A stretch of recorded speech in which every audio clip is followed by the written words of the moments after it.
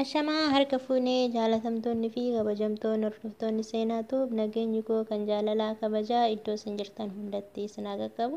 Hadallee viidiyoo biraatiin walitti deebinee jirra. Viidiyoo kana qabadhee kan isinii deebi'e namoota hunda kan moobaayila fayyadamuuf jechuudha. Moobaayila akka waliigalaatti namni kamiyyuu ni fayyadama. Keessattuu ammootuyyuu nu warroonni biyya arabaa irra jiran yoo aarillee aariitti bahuudhaaf yoo yaadnillee yaadatti bahuudhaaf akkasuma bakka wantoota garaagaraa ofirraa ittiin balleessuudhaaf kan moobaayila irra caalii fayyadamnu jechuudha.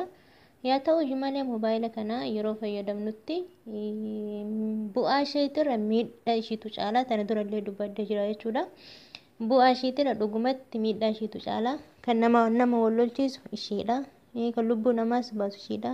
Qaama namaa irratti illee kan miidhaa garaagaraa fidu isheedha jechuudha. Moobaayila akkaataa itti fayyadaman hubachuunis baay'ee barbaachisaadha jechuudha. Nama walitti illee kan naqu isheedha. Amma nama walitti buusaa osoo hin taane miidhuma ishee qaama namaati irratti geessu qabadhee isinii deebi'ee jira jechuudha. Viidiyoo tana haga dhumaatti yoo hordoftan waa baay'ee irraa hubattan jechuudha.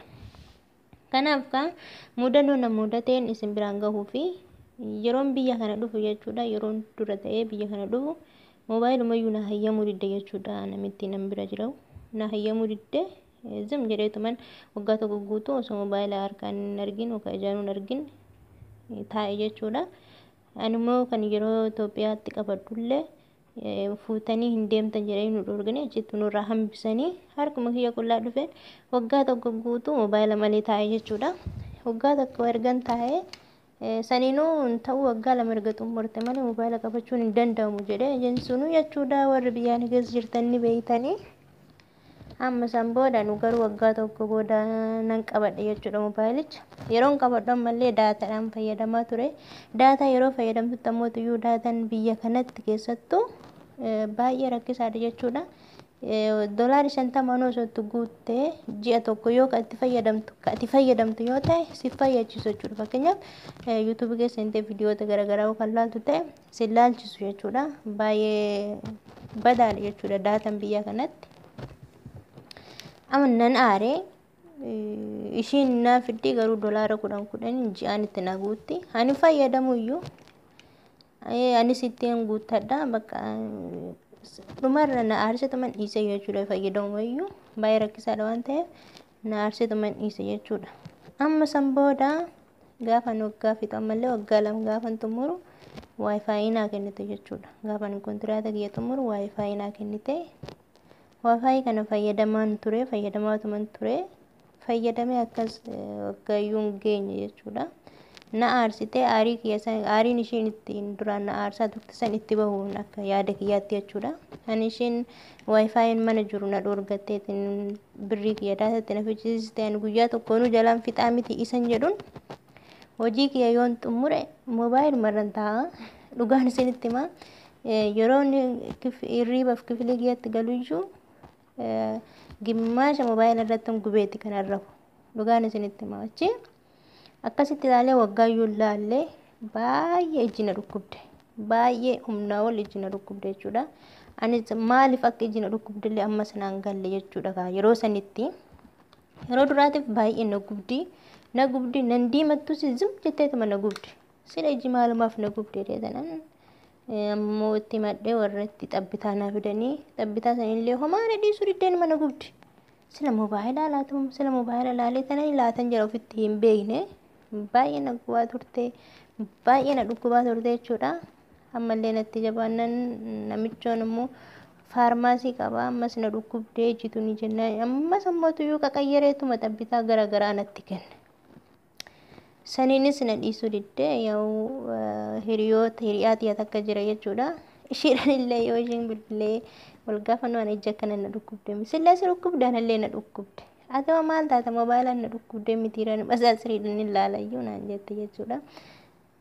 Akkasitti moobaayilli baay'ee ija na dhukkubsa turte jechuudha. Amma dhugaa isinitti dubbachuudhaaf haga siyaasiyyuu baay'een ilaalaa ture garuu irra turee jechuudha. Irra turee yoo ilaalutti walakkaa caala danda'e ilaalu. Maaliif isinis sabu walakkaa caala danda'e ilaalu jechuudha moobaayila. Kanaafuu warri keessattuyyuu moobaayilii miidhaa guddaa qabdi. Warri heedfooniidhaan haasoftan gurra keessan irratti dibbee gurraa irratti baay'ee rakkoo qaba. Akkasuma ija keessan irratti ija yoon jedhu ofirratti waan baay'een argachuudha waan ija kanaa haga ijaan arguu dirasuu arguun dadhabe dhugaan isinitti dubbadhaa arguun dadhabe ija kiyya keessaa imimmaan nan dhabamuu kiyya kun ammoo akka isin bira hin geenye mudannoon ana mudate kun akka isin bira hin geenye ani yeroo san ishii hubaatti ofiin hubame waan akkasii kana isin ammoo kolfuu dandeessan jechuudha mudannoo kiyya kana anaaf garuu baay'ee miidhama naa ta'e jechuudha dhugaa dubbachuudhaaf. Kanaaf warroonni akkasii sunniin sim jettaniitu moobaayilii inuma ilaalaa ooltan moobaayilii miidhaa qaba keessattuu samsingiin kun ifaa samsingii yookaan mootiyyuu ismaartinni qafoon kunniin baay'ee badaadha. Hinoo asii harka irrattis yoo qabattan akkasuma mootiyyuu heedfooniidhaan yoo haasoftan hinoo'aa ho'iinsi isaa kun mootiyyuu baay'ee badaadha dhoohuu danda'a namarratti dhoohuu danda'a jechuudha. Nama meeqatu balaa moobaayila kanaatiin lubbuu ofii dhabee nama meeqatu manni jala gubate jechuudha. Kanaaf yaa obboleeyyan kiyyaa moobaayilli baay'ee rakkoo guddaadha. Kanaaf hanga laaltasan jechuudha ifaa isaa irraa gad xiqqeessitanii yoo laaltanitti akkasuma mootiyyuu yeroo kifilii keessan galtanitti osoma biraatii hin dhaamsin waan ta'e tokko lallaaltanii yoo biraa raftan gaariidha jechuudha. Keessattuu mootiyyuu warri moobaayila fayyadamtan warri sooshaal miidiyaa warra hordofuudha. Hordofuu yoo ta'u wantoonni akka gorsa gurratti isin darbu kana waan hojiidhaan mul'anne gurratti isin darbu kan moobaayila keessan bantanii ofirraa sisitanii gurratti dhaggeeffachaa hojii keessan illee hojjechuu hin dandeessanii isiniin jedha dhugaan isinitti dubbadha. Namni kamiyyuu gaafa irra gahe arge jechuudha waan kana. Gaafa isin irra gahe ni argitanii yoo amma ijituun akkana sun dhufuftee kan mana yaalaa deemtan ta'e maxaaxirii malee kan moobaayila hin fayyadaminaa isiniin jedhanii isinii hojjechiisan jechuudha. Kun ammoo baay'ee rakkisaadha. Kanaaf ija ammoo deemee kaansariyyuu namatti fiduu danda'a jechuudha. Iji kee diimatee ni diimata boodarra ammoo ni boorata jechuudha. Boorata jechuun dhibee kaansariitiin qabamte jechuudha. Rabbi sinaa baasu haandi kiyya kana hin beeku rabbummaa naa beeku hagammaallee numa laalaa jira hin dhiisne garuu mana dhukkubde jechuudha. Boodarra ka waan ta'u hin beeku. Kanaaf jecha wanta kanaa kun akkasinirra hin geenye gurra soo ta'e immoo gurrattis baay'ee rakkoo qaba isiniin jedha obboleeyyan kiyya. Akkasuma ka wanta garaagaraa hiriyootan kan waan nama ololchiisu isheedha. Bakka maal jedhee isinitti himu baay'ee badaadha jechuudha.